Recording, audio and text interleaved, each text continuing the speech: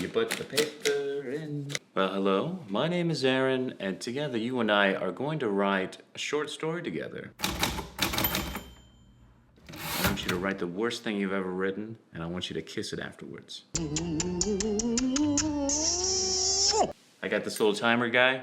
I'm gonna set a timer for 10 minutes, and then you and I are just gonna spill words out onto the paper. So the word is gonna be yoga. Yoga is the first word we're all gonna write. And then from there, I don't care what you do. Let's breathe in inspiration.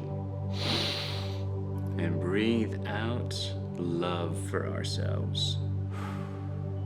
I want you to start with one word, and then from that word, you're gonna write the next word. It's as easy as that. See this timer? 10 minutes are going on it.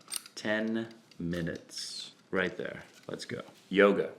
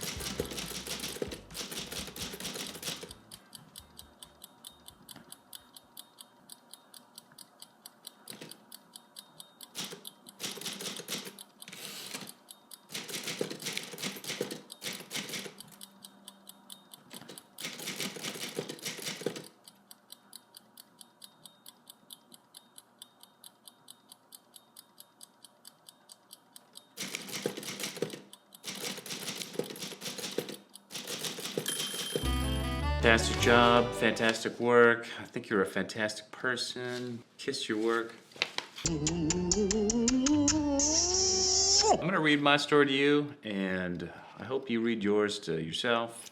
Send it over to me, send it over to your mother. I'm sure she'll love it. Remember, the word was yoga. Yoga.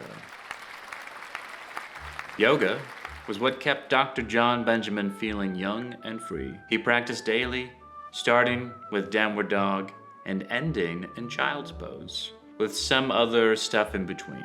This was all well and good for the doctor until, whilst reaching for his toes, he managed to pull a muscle in his lower back. Ouch, Dr. John exclaimed in pain.